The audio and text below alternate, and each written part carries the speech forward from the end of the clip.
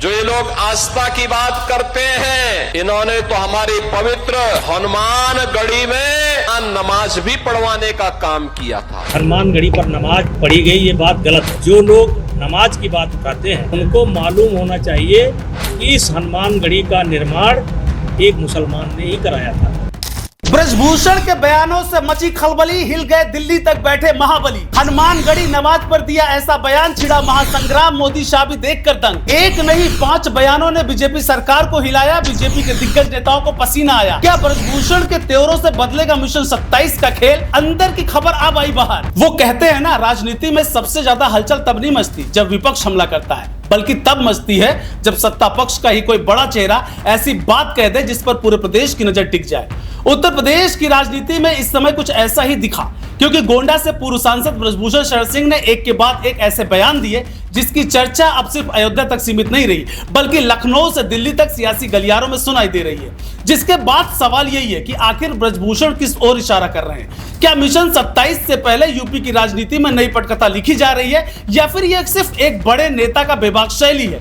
आखिर कौन से ऐसे बयान है जिसने योगी से लेकर मोदी शाह को भी परेशानी में डाल दिया है? चलिए आपको सब कुछ पूरे डिटेल के साथ बताते हैं।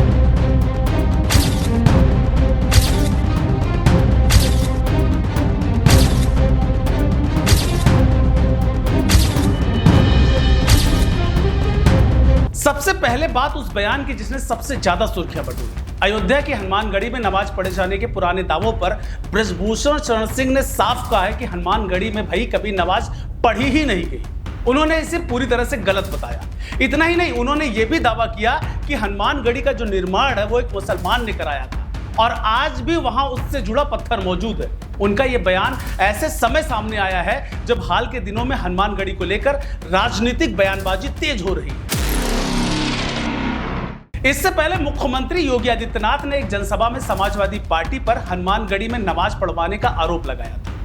वहीं शंकराचार्य स्वामी अविमुक्तेश्वरानंद सरस्वती ने भी ऐसी बातों को गलत बताया था। अब ब्रजभूषण का बयान इस पूरे विवाद में एक नया मोड़ लेकर आया है। ये उनका दावा है और इसी वजह से इस पर राजनीति जो है वो तेज हो गई है। दूसरा बयान जांच को लेकर था, जिसने राजनीतिक हलकों में अलग तरह की हलचल पैदा कर दी। ब्रजभूषण शरण सिंह ने साफ कहा कि हम डरने के लिए पैदा नहीं हुए।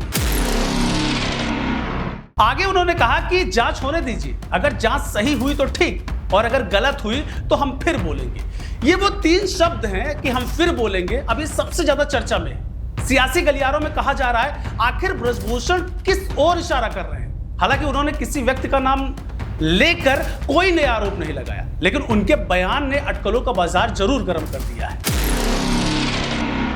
तीसरा बयान चढ़ावा विवाद और जांच से जुड़ा रहा। ब्रजभूषण ने कहा अगर जांच हो रही है, एफआईआर दर्ज हो रही है, पूछताछ और गिरफ्तारियां हो रही हैं, तो भाई इसका कुछ तो मतलब है। ऐसे तो हो नहीं रहा है, एसआईटी ऐसे बैठा नहीं दी गई है वहां पे। अगर सब कुछ हो रहा है तो इसका कुछ मतलब है। उन्होंने ये भी कहा कि उन्हें पहले दिन से इस पूरे घटनाक्रम में गड़बड़ी का अंदेशा था और वो कई वर्षों से अपनी बात रखते रहे। दूसरी तरफ उपलब्ध जानकारी के मुताबिक चढ़ावा विवाद से जुड़े मामलों में जांच एजेंसियां कार्रवाई कर रही हैं और कई पहलुओं की पड़ताल लगातार जारी है। इसमें गिरफ्तारी भी हो चुकी है और अभी तक कई कार्रवाइयां हो चुकी हैं। चौथा बयान विपक्ष को लेकर था। ब्रजभूषण ने सीधे तौर पर समाजवादी पार्टी या फिर अखिलेश यादव का समर्थन नहीं किया। उन्होंने कहा कि विपक्ष का काम है आरोप लगाना और वो किसी के आरोप पर टिप्पणी नहीं करेंगे। लेकिन इसके तुरंत बाद उन्होंने जांच और कार्रवाई का हवाला देकर कहा अगर कार्रवाई हो रही है तो उसकी वजह भी होगी। यही लाइन अब राजनीतिक विश्लेषण का विषय बन चुकी है। कुछ लोगों का मानना है कि ब्रजभूषण सिर्फ जांच प्रक्रिया पर भरोसा जताना चाहते हैं, जबकि दूसरी ओर चर्चा यह भी है कि उनके बयान को अलग अलग राजनीतिक अर्थों के रूप में भी देखा जा रहा है। 5वां बयान उनके राजनीतिक अंदाज से जुड़ा रहा। ब्रजभूषण ने खुद को बेखौफ बताते हुए कहा वो किसी से नहीं डरते। राजनीति में उनका लंबा अनुभव रहा। राम मंदिर आंदोलन से लेकर कई बड़े आंदोलन में उनकी भूमिका रही। 6 बार सांसद रहने के कारण उनका राजनीतिक प्रभाव भी माना जाता है। गोंडा, कैसरगंज और अवध क्षेत्र में उनकी पहचान आज भी मजबूत मानी जाती है। यही कारण है कि जब वो कोई बड़ा बयान देते हैं तो उसका असर सिर्फ एक जिले तक सीमित नहीं रहता। मिशन 27 से पहले उनका इस तरह खुलकर बोलना कई सवाल खड़े कर रहा है। हालांकि अभी तक उन्होंने किसी नए राजनीतिक मोर्चे या अभियान की घोषणा नहीं की है। अब सवाल यही है कि क्या इन बयानों का असर 2027 की राजनीति पर पड़ेगा? इसका जवाब अभी किसी के पास नहीं, लेकिन इतना जरूर है कि मिशन 27 की तैयारी में जुटी सभी पार्टियां अब छोटे बड़े राजनीतिक संकेत पर नजर रख रही हैं। बीजेपी अपने संगठन को लगातार मजबूत करने में लगी है, तो समाजवादी पार्टी पीडीए और सामाजिक समीकरणों के सहारे चुनावी जमीन तैयार करने में जुटी है। ऐसे समय में ब्रजभूषण जैसे प्रभावशाली नेता का लगातार चर्चा में रहना स्वाभाविक तौर पर राजनीतिक महत्व रखता है। हालांकि यह कहना अभी बहुत जल्दबाजी होगी कि इससे चुनावी समीकरण बदल जाएंगे। फिलहाल इतना जरूर कहा जा सकता है कि उनके 5 बयानों ने नई बहस छेड़ दी है। आगे जांच किस दिशा में जाती है, क्या नए तथ्य सामने आते हैं और क्या ब्रजभूषण अपने फिर बोलेंगे वाले बयान को आगे बढ़ाते हैं या फिर नहीं। इसी पर आने वाले दिनों की राजनीति काफी हद तक टिकी दिखाई दे रही है।